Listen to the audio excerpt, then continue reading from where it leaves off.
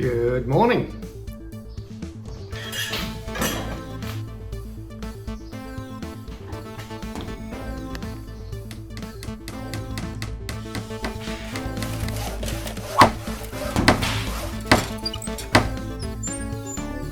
Good morning. So today's the day we're going to take these babies out.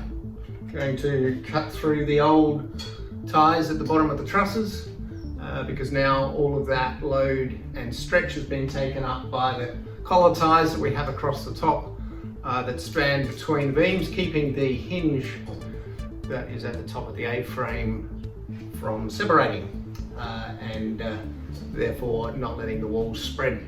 So what I'm going to be using is one of these ones, angle grinder. This one's actually my neighbour's, mainly because he came around and had a look at my angle grinder, which can only take the little ones, and he goes, "Oh, you'll be using that up at a great rate of knots, so come around and borrow mine."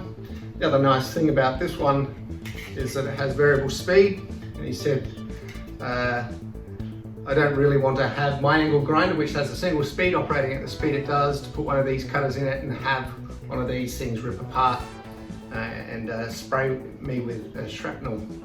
So thanks to him, we'll be using a slightly bigger one. Note as well, if you're not really often using an angle grinder, this is a cutting blade. It's ultra thin, and that helps you go through it, as opposed to the thicker ones, which should be used for the purpose of this thing, which is called angle grinding, which just means grinding off things at an angle. So these are the cutters to go straight through. All right. I'll check back in a little while after we've taken them down. G'day. It's getting quite late here. It's quite dark. Got the working lights out, and I've already taken one of the beams off. I'll show you that in the morning, but I thought it was worth just pointing out this little trick here. I've got most of this beam cut, except for a little bit more of this webbing here, right up near the top. And because I don't want it to go crashing to the ground, my strategy is to just coil up a little bit of rope. It's going to support it while I cut the last beams. The last two are right up there at the triangle.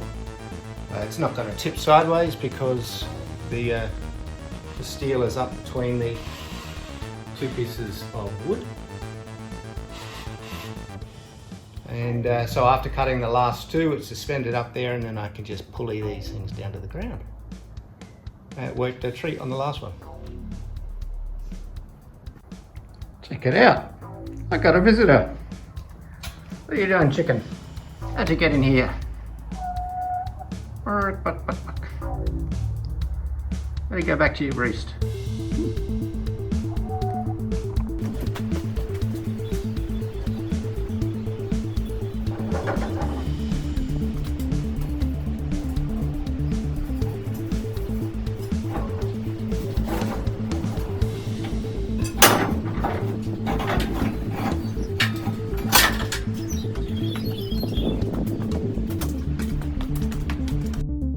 So today I've taken down the front doors because I'm going to build a new wall along there and then put in some very large barn style type doors, which are there behind me. And I thought I'd just give you a little tip, since I'm doing most of this by myself. And pretty soon I'm going to get up to some stages where I need some assistance, like with the chip rocking, because a 3-meter sheet of chip rock is not something that you could probably handle yourself with ease without the risk of snapping one in half. But anyway, while I've got a few things that I can do myself, I will. And what I'm doing over here is that I'm just taking down this rail here, which which used to hold doors. I've got to find my little Oki strap holder ticket. So just like the time when I was taking down the cross beams, and I didn't want them to fall out of the roof when I made my last cuts, I held them up there with something and then lowered them down.